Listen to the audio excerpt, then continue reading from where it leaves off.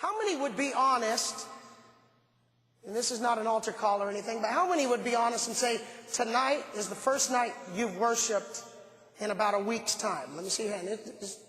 Okay, thank you for being honest. Most of us, the worship that we have happens when we all come together. Why is it quiet?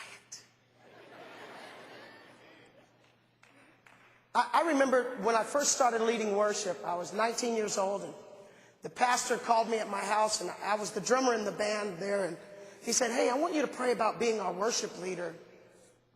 And I said something real spiritual, like, oh yeah, well, praise the Lord, Pastor.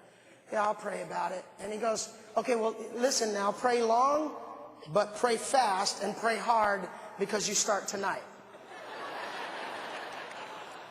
And I just panicked. I mean, I started hyperventilating, and so I got to the church that night, and I stood at the keyboard, and I basically knew one song. Celebrate, Jesus, celebrate. And we sang that for like 45 minutes, that song. And I was like doing my best Ron Canoli wannabe thing, you know. And on the phone that day, the pastor said, man, I believe you are anointed. I believe you can do this. God showed me you're our guy, right? So I'm up there sweating buckets. It's 60 degrees in the room, but I'm just sweating and working through it. And I look down at the pastor. He's about right where you are, Johnny. And I hear him and his wife talking. I'm right here, right? Hopelessly falling apart, going down in flames. And he's grabbing his head like this, and he's going, oh, man. And his wife goes, honey, this guy is awful. And he goes, I know. And I'm up here going, I can hear you. What in the world? And now I'm going to talk to the choir for a minute. You know how every music department or every choir, not necessarily at Lakewood,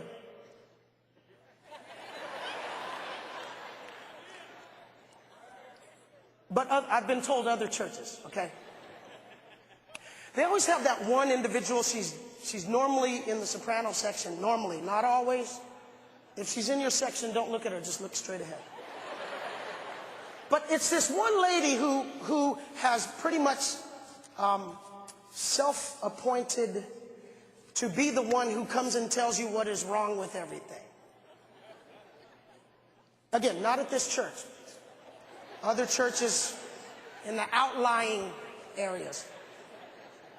So behind her back, I called her Sister Sandpaper. I was 19. Give me a break. And she'd be coming, and she walked hard. She'd be like... And you know, I had to take a deep breath when she came, and I'm like, yes, sister.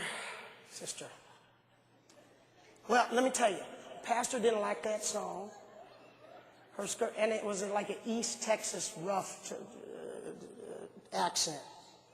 Pastor didn't like that song. That one girl's skirt was too short. The guy's mic was too loud. That song's too fast. That song's too slow.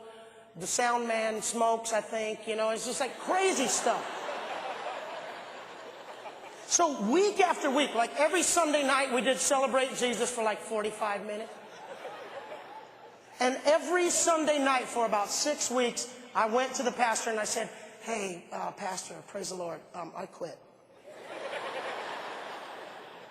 And let me just play the drums again, please. And he was always like, no, man, I believe in you. And I'm like, yeah, I heard your conversation. Oh, man, keep going. So finally, after 6 weeks, this is the point I'm trying to get to. Sister Sandpaper came up to me and she said, you know what's crazy is I don't even remember her real name. She came up to me and she said, and it was like one of those nights that like the band it was like a mutiny on stage. They're like, okay, bye, we're gone. So I'm walking to the pastor's office, and she comes up to me and she says, you know what your problem is? Okay, now listen, I'm 19, I'm sweating buckets, I'm insecure, I don't like Sister Sandpaper. So now my inner monologue wants to say, yes, ma'am, I know what my problem is. You are my problem. But what was amazing was what came out was, no, help me. And she said, you're working out your worship on our time. This is the first time this week that you've been in worship. And I hung my head because I knew exactly what she was talking about. She said, you need to go home, stop trying to be somebody else, and you need to get into the presence of God yourself. You need to start discovering why you were created. Not to lead us in a song, but to lead out of the overflow of worship that comes out of your heart every single day.